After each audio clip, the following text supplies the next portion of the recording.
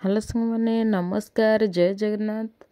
आज आसतु देखा चूड़ा उपमा मुझे केमी करुच्ची।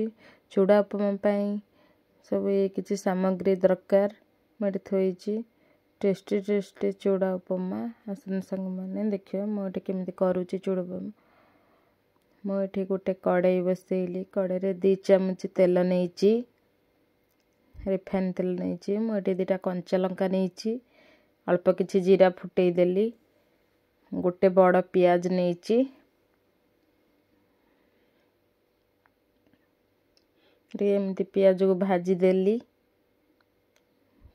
पियाज टे भाजी आसले अल्प किसी टमाटर गोटे नहीं,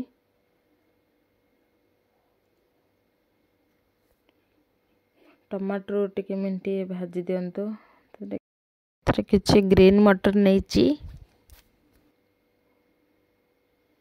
छड़ा बादाम नहीं, चोपा छड़ा बादाम, गोटे बड़ गाजर नहीं, बड़ गाजर,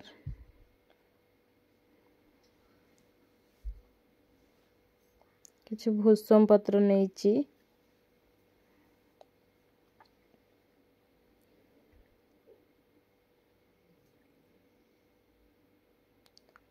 मुझे गोटे बड़ आलू नहीं, आलू पकेले चलो ना स्किप करदे।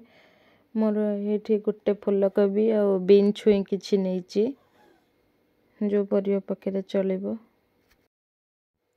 सब परिया टे भाजीदेली,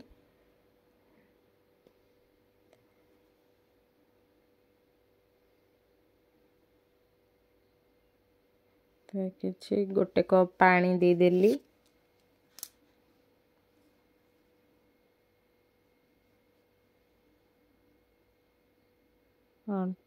आधा चामच हल्दी चून नेली, लुण स्वाद अनुसार,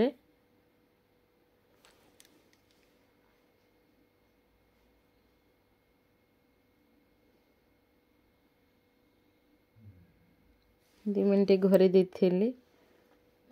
धनिया गुंड, जीरा गुंड पके आउटे घोरे दवा 2 मिनट।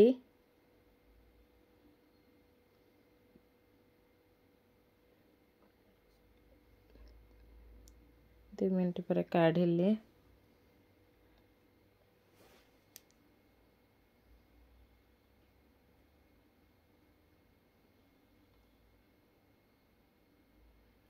किसी चूड़ा एमती धोईदेली,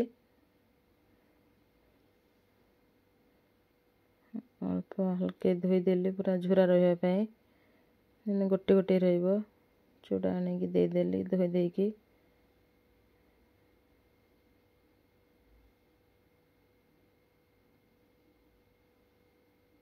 चीनी 2 चामच पकेली, स्वाद अनुसार चीनी टिके देवे। जे चीनी दौरान ना स्किप कर चीनी।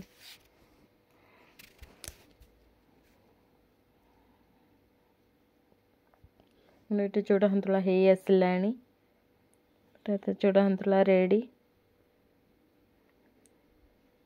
सांग मैंने कि खाइबा आसंतु।